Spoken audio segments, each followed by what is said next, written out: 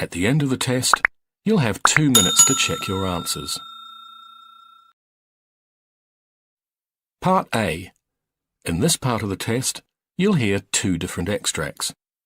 In each extract, a health professional is talking to a patient. For questions 1 to 24, complete the notes with information you hear. Now look at the notes for extract 1.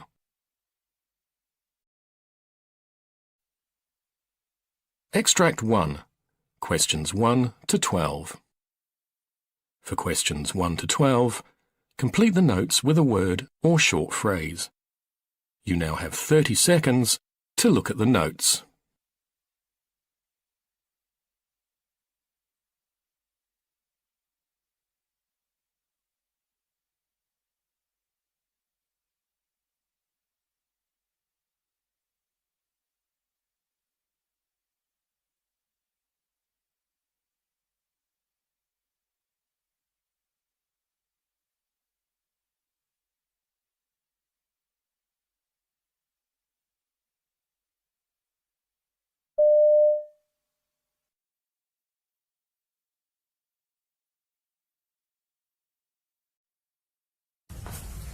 Could you please state your name and your birth date? Why are you asking me this? Well, I just want to make sure that you are who I think you are. Well, that's a good idea. Ron Jones, December 15th, 1955. Okay, and this is really just a safety check just to make sure I've got the correct patient. And I do. My name is Sue, and I'm one of the nurses here. Pleased to meet you. Thank you. I'm going to just be asking you a few questions, a bit of a history, and I may be taking notes. It's just about that. So, what brings you to our clinic today? I've got a cough, but I've had a cough for a while now. This past week, it seems to be getting worse, and I'm coughing stuff up. Some stuff. Can you tell me about the stuff you're coughing up or the sputum you're bringing up? It seems yellowish, but maybe sometimes greenish looking. And how are you feeling generally overall? Well, I feel a bit tired all the time. Okay. Are you having any fever or chills? No. No? Are you on any medications? Yes, I had been taking some antibiotics. Okay. They didn't seem to do much, so I stopped taking them. Okay, well, I'm just going to give you a little information. Antibiotics work best when you take the whole dosage. If you start and stop them, the bacteria might not be killed, and then it can come back and be a little bit stronger. And it's one of the medications where you should take the whole dose with, and it's usually only 7 or 10 days at a time, but you should take all of it.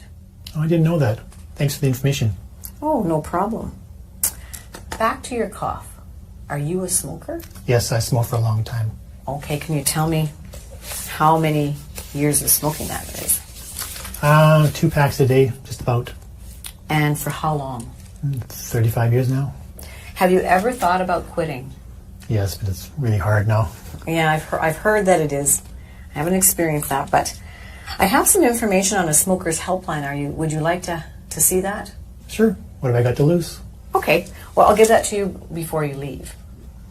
I know you've told me you don't have a fever, but I would like to take your blood pressure, pulse, your vital signs just before the doctor comes to see you. So is that okay with you? Sure. And I'd like to listen to your chest as well. Okay. Okay, good. Well, I'll get that ready. First, I'm going to take your temperature.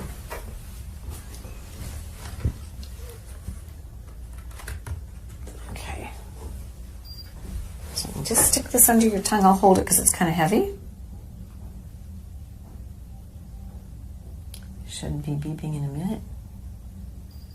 Great. Okay. I'm just going to put this in the garbage.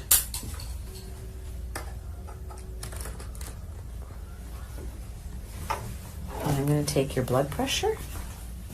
Now I need to climb up and grab this. You've had your blood pressure done before? Yes. Okay. So I need your arm. Just going to pull your...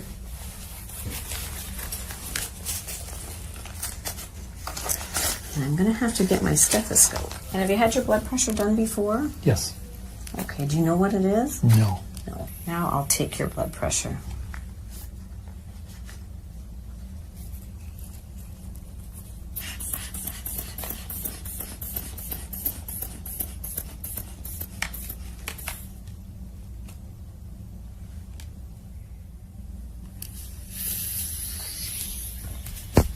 Thank you.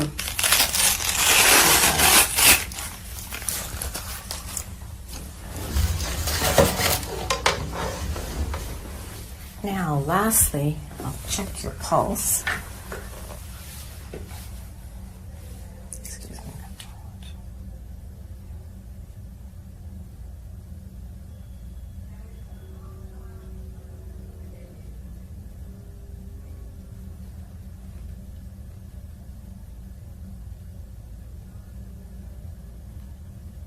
Okay, good. Thanks. Now, your temperature is 37, your pulse is 88, your blood pressure is 150 over 84, and your respirations were 16.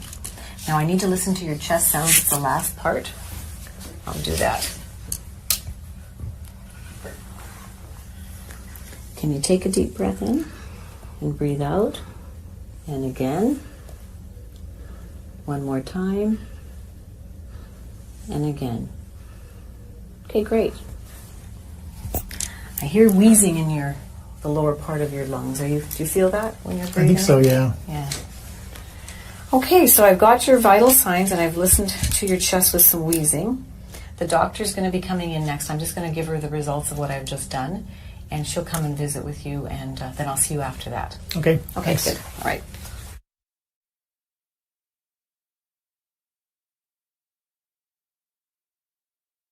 Okay, I'm back. The doctor has heard the very same things that I heard. She's told me she's going to give you some inhalers to use at home. Have you ever used an inhaler before? Yes, I have, but they even showed me how to use a spacer. Oh, that's great. The spacer is supposed to help get the drug down deep into your lungs where it can work where it's supposed to. And have you ever had 2 inhalers before? No, why? Well, they're 2 different drugs, and you need to know which one you should take first for the best medication usage for your body. So one of the inhalers opens the tubes in your respiratory lungs a little bit bigger, so it should be taken first. And then when you take the second drug, it goes a little bit deeper. It can go, the passageway is bigger, so it can go down into your lungs better, and it's an anti-inflammatory, so that drug is best to go second to get down to where the inflammation in your lungs is happening, causing you some problems. I had no idea that it would matter which one I took first. Yeah, you know what? Many people don't know that, so that's why I explained it, because if you understand, it makes so much more sense in how you should take them. I've learned a lot today, both about antibiotics and now inhalers. Yeah, good. I'm glad I could help with the information and anything. So what's next? Well, I think you can go home with your prescriptions. The doctor wants you to come back in about 10 days and take another course of antibiotics, but the whole dose. And 10 days later from now, you can make an appointment. So you make the appointment today on your way out, and you'll be seen again then. Okay, thanks for everything. I'll see you next week. Oh yeah, can I get that helpline number? Oh, right, I did get it when I was out of the room, so here it is. It's for you, the helpline number, and you give them a call and see what happens. Okay, thanks. Okay, great. Bye. Bye-bye.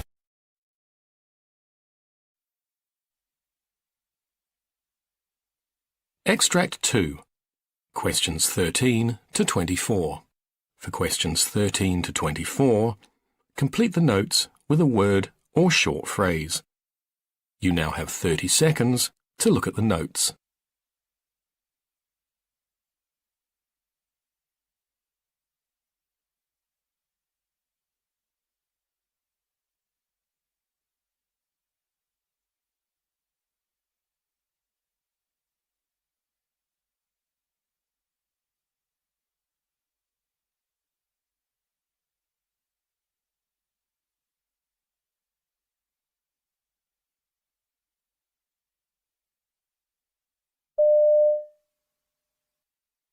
Mr. Murray, I'm Dr. Corbett.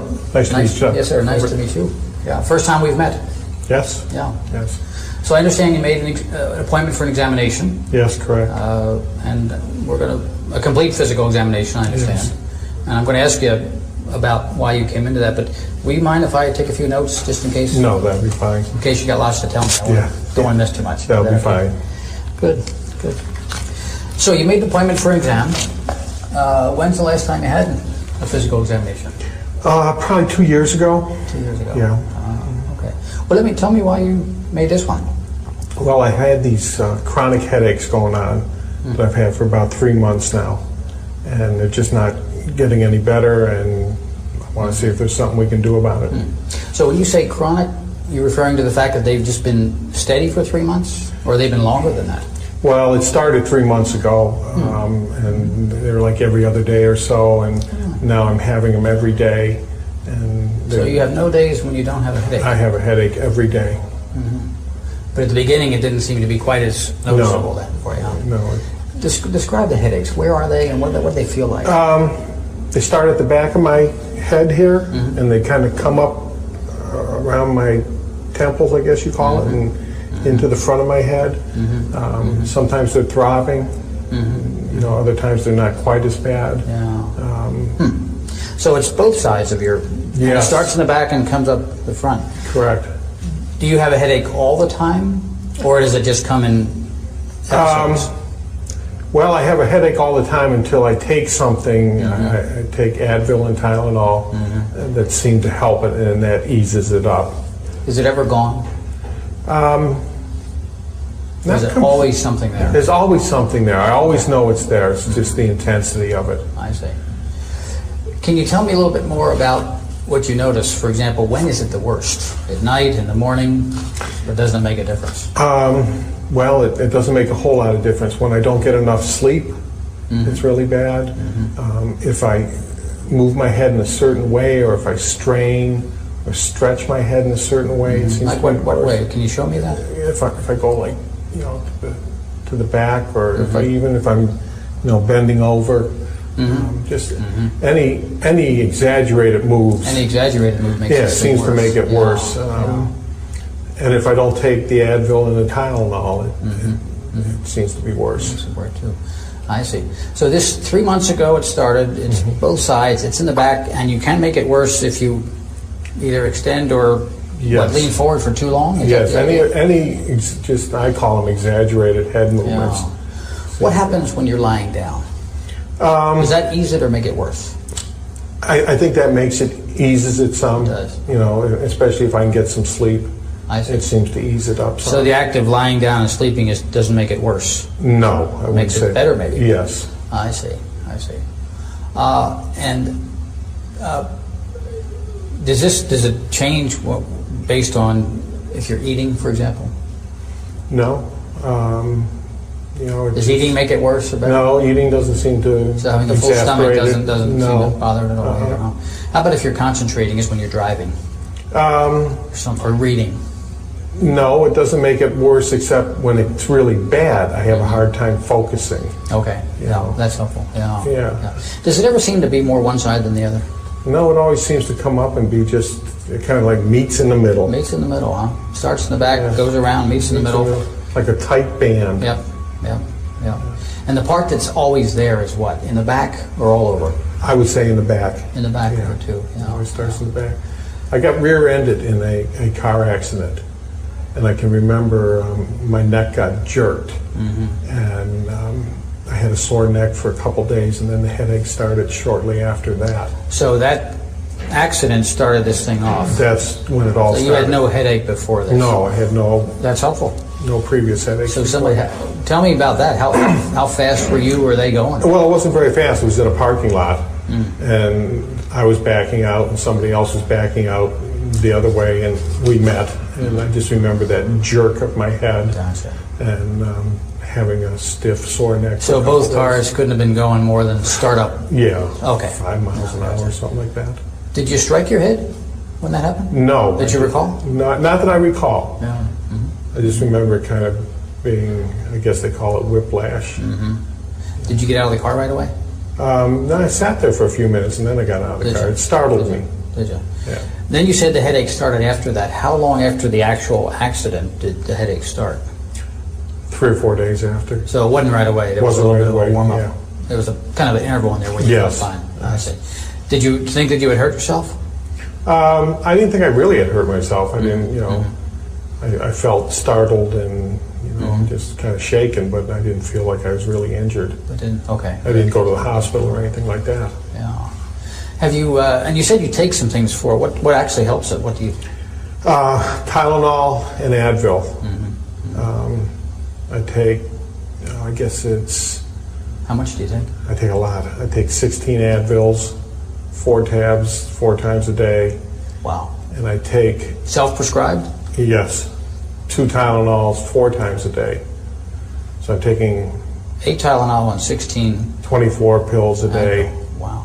I take it you warmed up to that you weren't using that Right. at the beginning. I started out I with less see. and it wasn't working, so I just I kept see. adding to it, and it does give me some relief. It's a lot of medication. It doesn't, yeah, it seems like too much. That's one Does of that- the reasons I came to see you. Good for you. Yeah.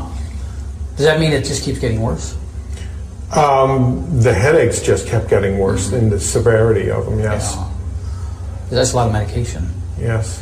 Before you had this accident, did you use those medications much, if at all? No, very seldom. No, never had to take that kind of thing with No. any regularity at all? No. Okay, okay. I need to know, too, what else do you experience? Anything else? Does this make your body feel different or painful or uncomfortable in any way? It makes me feel stressed. I feel stressful with it. I can't sleep well. It's uncomfortable. Yeah. It's just kind of a nagging thing that's there all the time. Does it bother your shoulders, your arms? You feel anything down here? No, no, Strength, pretty good. tingling? No, no. Not really. How about just being able to use your arms in normal motion? Yeah, That's not disturbed at all? No, that's fine. I see, That's I fine. see.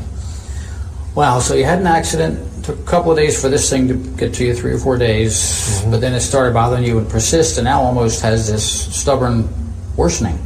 Is that what I'm... Daily. Daily. And what kind of work do you do? I work in a car dealership. I'm a service manager. Oh, yeah. So has this had an impact on your ability to just do your normal stuff? Well, again, it has in that it's uncomfortable. I feel stressed because of it. I'm able to do my job. I So like you my can job. do your work. Have you missed any days from work? I think I missed 2 days in the beginning, but I've been at work since then. I'm able to go to work, but I make sure I have my Advil and Tylenol with me.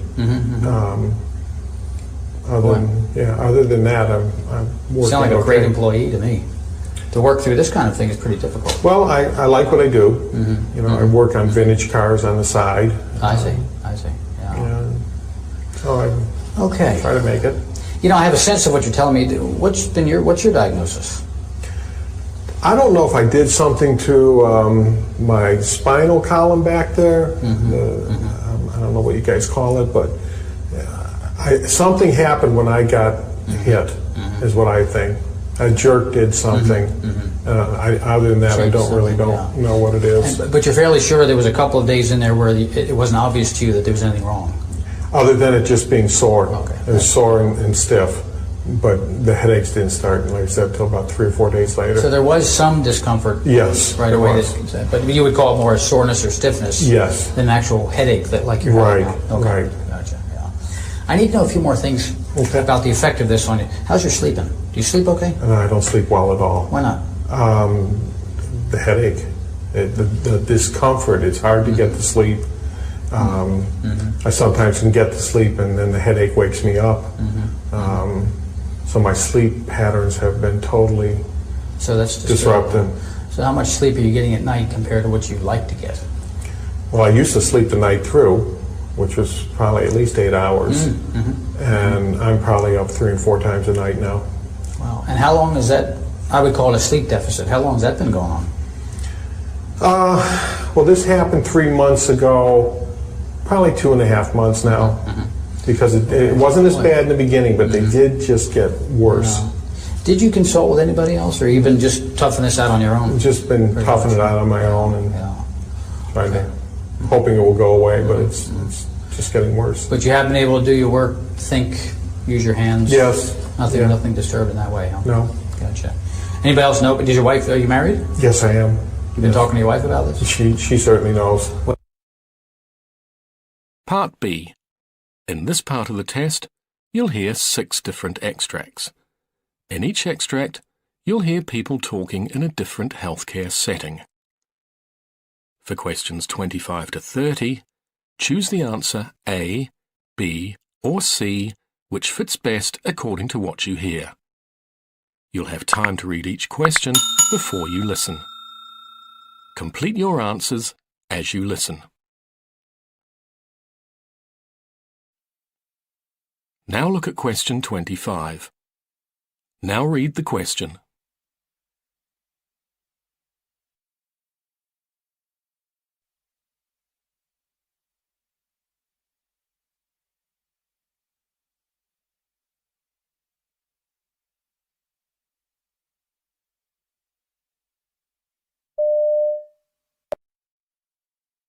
So, can I listen into the baby? And yeah, of course. And are you managing to do any exercise at all? Not really. No. No. Okay. I go for walks some evenings, but not every evening. Well, walking's really good. Yeah. Yeah, you can practice on your breath and you put your hands down. And how many weeks are you now? 32. Oh, you feel just right. That's really good. So I'm just going to feel round. Tommy, did they do this at the hospital? No. No. Okay, so I feel the biggest part of the baby is the head. So you start feeling for the head or the bottom. Mm-hmm. The hardest part's in the bottom and the head. Okay. And then with my hands doing this gently, the baby's being moved in the fluid, Yeah. and I can feel, just go soft, sink into the, are you comfortable? Yeah. It's not easy with a camera on you, is it? And I can just feel the back of the baby, which is over on this side. Okay. And then this might, because I'm pressing down, so take a breath in. And as I press down, it might be a little bit uncomfortable. You breathe out, go.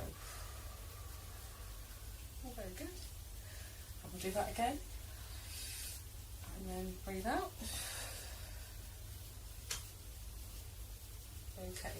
So the head's down. That's the bottom then we're feeling here. Okay. This bit here, because the widest part is down there, and there's plenty of space. Yeah.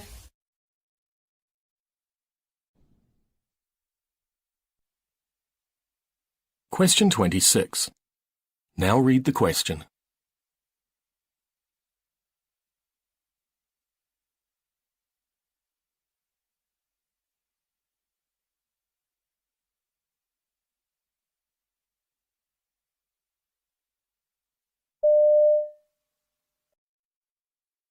You know, nurses often play an integral role in all of our lives. They're the comforters and caregivers in the best and worst of times. And this week is National Nurses Week, by the way. And Perry has a very touching story of a nurse and her patient.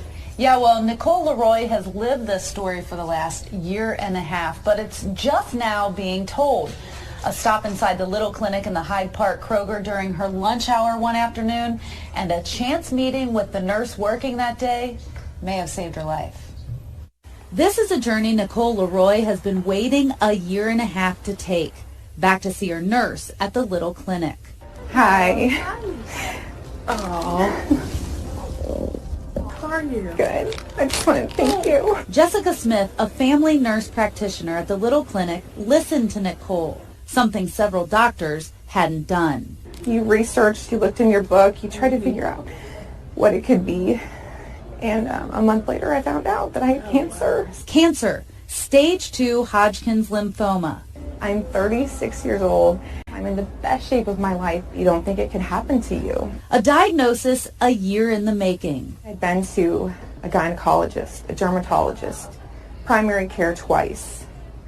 And each one of them told me that I was either just virus clogs in my lymph nodes, or that I was self-inflicting, or that I had depression, I had anxiety. But Jessica thought it could be serious, so she encouraged Nicole to keep fighting. She looked me in the eye and she said, you need to go follow up further. You need to go see your doctor again. You need to push.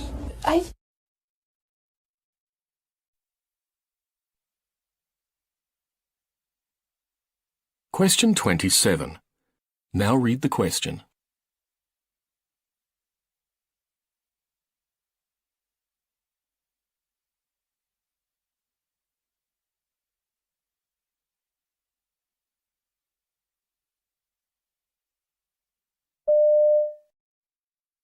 Internal medicine. So you as a doctor may be seeing dozens of patients in a single day. How will a system like this affect your day?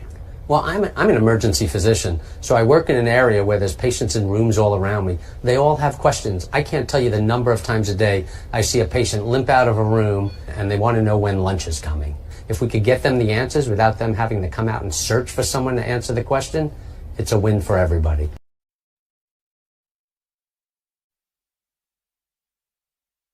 Question 28. Now read the question.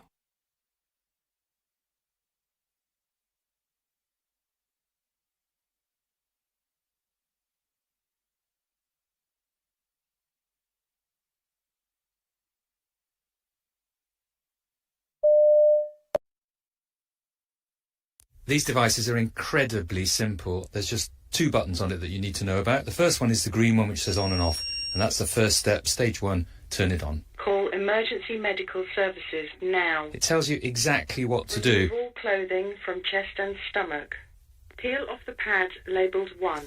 Now we've got the pads on the patient's chest. The next thing is the device will analyse the rhythm and recommend a shock if appropriate. Patient. Shock advised. Stand clear. And it's asking me to press the button to give the shock. Shock delivered. So that's the shock delivered. Now what will happen is that you'll carry on doing CPR if appropriate, and the machine will go into a cycle then when it reanalyses and gives further shocks if need be. But all you need to do is just listen to what it's telling you. Begin CPR now. And this one's even got a little button that if you press it, it'll give a sound prompt so you can get your CPR at exactly the right rate. Trust me, if I can work one, so can you. Question 29. Now read the question.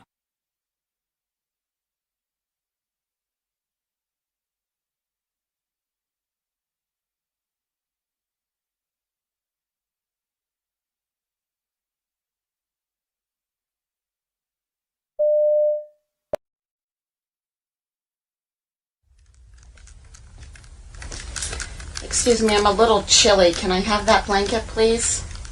What? What do you mean? The blanket. I'm a little cold. Did we do surgery on your arms? Excuse me? Did we do surgery on your arms? No, but I'm in a lot of pain. I want to see you go grab that blanket and pull it up. There is no reason why you can't pull that blanket up. I have a lot of back pain, though. Can I have some medication? Well, you're supposed to be in pain. You had surgery, so you're going to be in some pain. Hold on a minute. I have a lot of pain, though, ma'am. Okay, I'll be in a little bit. Question 30. Now read the question.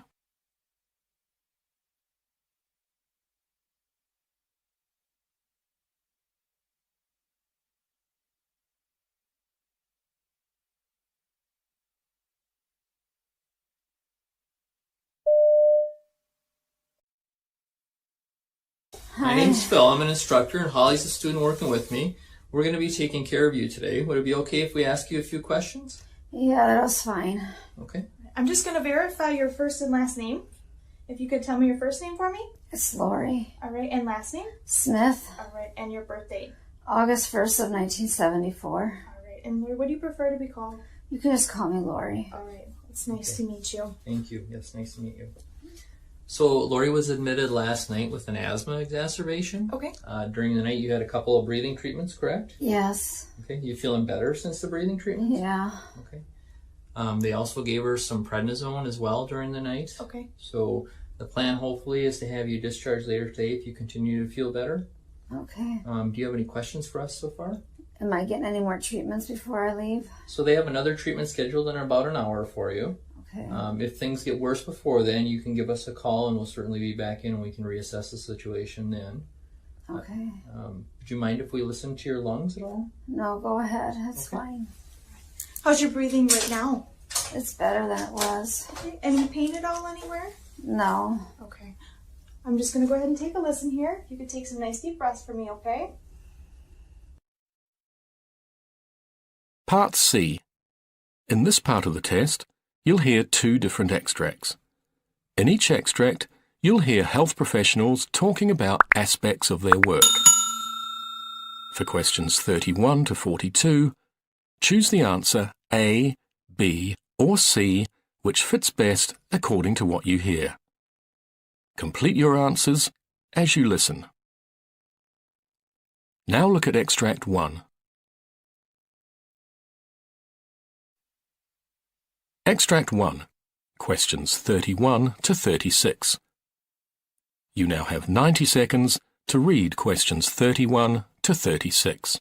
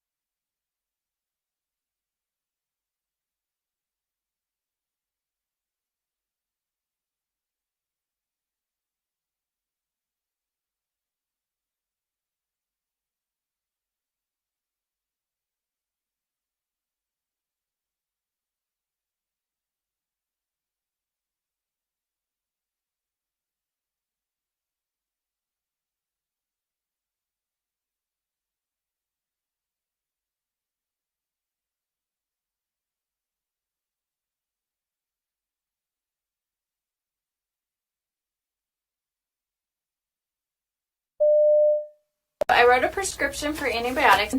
I did want to talk to you, though. I'm a little bit concerned looking through his chart at how many ear infections he's had recently, and I noticed that you had checked the box that someone's smoking in the home, so I was wondering if you can tell me a little more about that. Well, it's just me and him, and I do smoke. I try really hard not to smoke around him, but I've been smoking for 10 years, except when I was pregnant with him. But it's so stressful being a single mom and having a full-time job, and so that's why I started smoking again. You have a lot of things going on, and smoking's kind of a way to relax and de-stress. Yes, yeah. Some people have a glass of wine, I have a cigarette. Sure. And it sounds like you're trying not to smoke around him. Why did you make that decision? I know it's not good for him. I mean, I've read those things about ear infections and asthma and stuff, but other kids have ear infections and their parents don't smoke. So on the one hand, you're worried about how your smoking might be affecting him, and on the other hand, you're not so sure if it's really the smoking that's causing these problems. Right. Yeah. I mean, he doesn't have asthma. He hasn't had a lot of other problems that his other friends have. So, and I've thought about quitting before in the past, but I just don't see how it's possible right now. What made you decide to quit smoking when you were pregnant? Well, he was inside me and we were sharing everything, and I knew that he would get some of that, and I just didn't think I could live with myself if something happened to him. Right now, though, it feels almost too difficult to even manage or even to try. Yeah, exactly. How were you successful when you quit before? I don't know. I think about it now. I don't even know how I did it. I just did it. You know, I just couldn't imagine like him not being born or going into labor early and him having problems and stuff like that. All the stuff that they talk about with women who smoke. So that was just enough to say, okay, you know what? I'm not going to risk that. Mm-hmm. So the risks were so scary then that you were able to stop. But yeah. They don't feel as scary to you now. No, I mean, we're two separate people, and like I said, I try really hard not to smoke around him. I'm pretty good about that. I don't let other people smoke around him. So you're doing the best you can do. Yes. Yeah. Okay, but it sounds to me too like part of you really does want to quit. Yeah, I know that I need to, and I keep every new year I say, okay, this year I'm going to quit smoking, but then something happens and it just doesn't It's And on your quitting to-do doesn't list. happen. It's just not making it to the top. Yeah. If you did decide to quit, on a scale of 1 to 10, where 1 is not at all confident, you don't think you could do it, and 10 is you feel pretty certain that you could, where do you think you fall right now? Probably like a 5. Kind of in the unsure area. Like, I know I've done it before, so I know I can do it. But at the same time, it just seems really hard, and it's not the same situation. Well, what made you say 5 rather than 2 or 3? I know all the ways it's bad for me, and I don't want him to grow up thinking that it's okay to smoke. I don't want him to use any kind of, I don't want him to chew or anything like that. So I know I need to, especially before he gets old enough to understand what mommy's doing, but I just don't know if I can do it. Okay. So it sounds like you have a lot of reasons why you'd like to quit. You have been successful quitting in the past, and right now you're just feeling a little bit hesitant about your ability to do it. Yeah. Where do you think we should go from here? I don't know. I'd like some help. I just don't know what kind of help I need. Sure. Well, if you'd be interested, that's something I can definitely talk to you about. There are a lot of new options that can actually help people be way more successful in their attempt at quitting. There's different medications you can try. I don't like medicine. Okay. There's also a lot of support groups and classes that you can take where you have other people to go through it with you, and sometimes just having that support can be a big part of it, especially for people like you where smoking is such a stress reliever.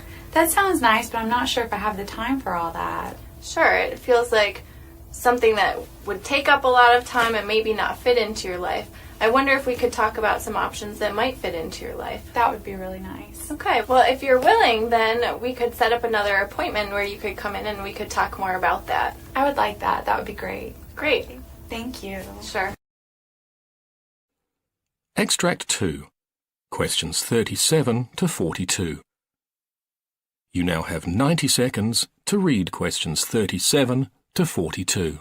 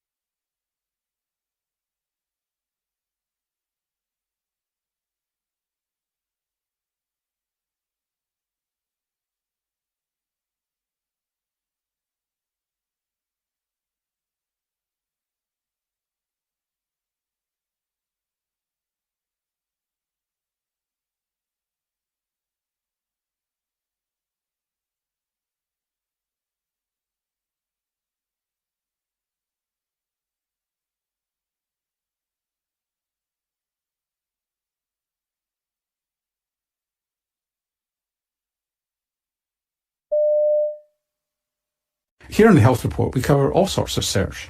The Mediterranean diet, what fat is right for you, how much salt is safe, diets to protect you from diabetes, early death, heart disease. So this next segment is actually a bit perturbing.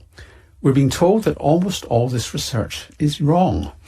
Yes, John Ioannidis is Professor of Medicine at Stanford University, and he says the scientific approach taken by nutritional researchers is nowhere near rigorous enough, and we have to go back to basics if we're to learn anything significant about how diets impact health.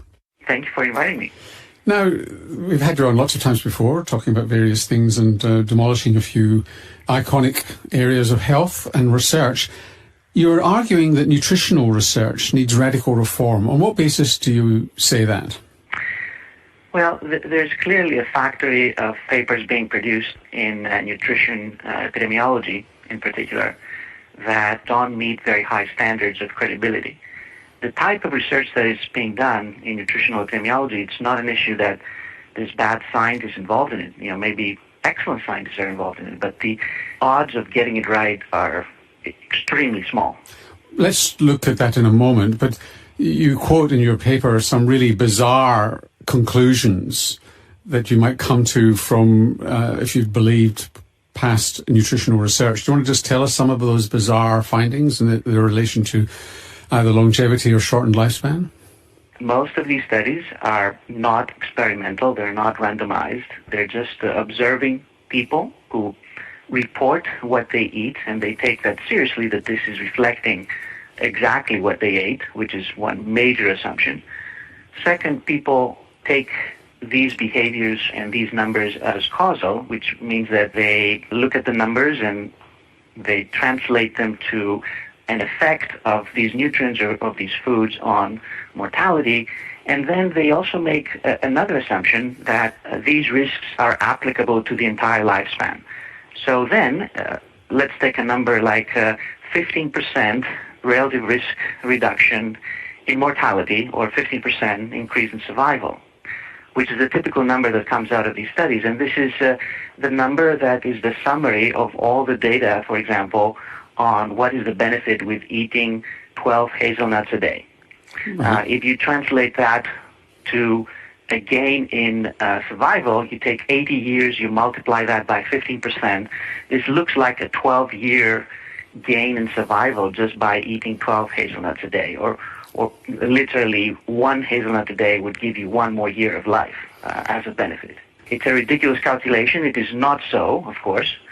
Even if you believe that one of these foods or one of these nutrients or a couple of them may be important, it's impossible to believe that every single food, every single nutrient will have such tremendous benefits or such tremendous risks. So you get there because of there's multiple levels of unreliability. Is that what it is? That essentially the food diary is unreliable, they're not controlling for other factors such as education and other environmental factors properly, and they all conflate together to give you bizarre results? Is that what's going on? Exactly. It's a problem at multiple levels. It's an extremely difficult field to study. And it doesn't mean that observational studies, that epidemiological studies get it wrong all the time. In many other fields, the problems are much more straightforward. For example, we know for sure that smoking is killing zillions of people. It will kill 1 billion people in the next century unless we do something. But the effect of smoking is huge. The risk increases 20-fold if someone is smoking for getting lung cancer. But just to challenge you on that, whilst we're confident in smoking, why are we confident in smoking and not in coffee? Because there have been no randomized controlled trials of getting people to smoke and other people not to smoke. I mean, so that's still on observational studies, is it not? The major difference with smoking is that the effect is tremendous. We're talking, as I said, of a 20-fold increase in risk of lung cancer, 10-fold increase in cardiovascular disease. Many other diseases have tremendous increase in risk. For each single nutrient, each single things that we eat or drink, the effects, even if you take these studies literally, are much, much, much smaller. And based on what we know from some randomized trials that we have done, the effects are pretty much close to null, if not exactly null. I mean, it's very likely that they're exactly null, which means that it's a complete waste to even try to pursue them any further. What about... We cannot really use epidemiology to study a relative risk of 1.01. We can do it to study a relative risk of 20, which is what's the case for smoking. And just to dissect that out for people don't know the statistics, is that 1.01 is, there's no effect, 1.01 is just tiny, whereas 20, an effect of 20 is 20 times the risk.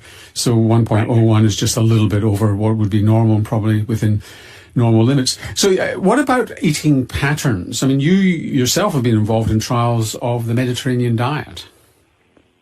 So I think that eating patterns, in theory, might be able to get you a little bit of that complexity of all these nutrients interacting together.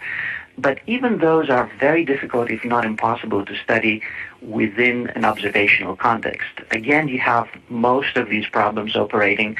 Number one, you need to ask people what type of eating pattern they're following, and responses may be accurate or very often may be very inaccurate, especially if you try to recall what you ate and tell what you're doing. Just try it to yourself and, and see whether that information would be reliable. The second problem is that you still have extreme complexity among all these nutrients. We have over 200,000 different foods that you can combine in different ways. There's no clear eating pattern that each one of us is following. We follow different eating patterns in different periods of our lives and different days even. And it also changes all the time. If you superimpose the way that we react to all of these chemicals that we digest, our metabolic profile, also our genetic profile might affect how we react. Circumstances, our environment, socioeconomic factors that dictate what we decide to eat or not eat, and what we do or don't do with our life at the same time. It's an extremely complex system.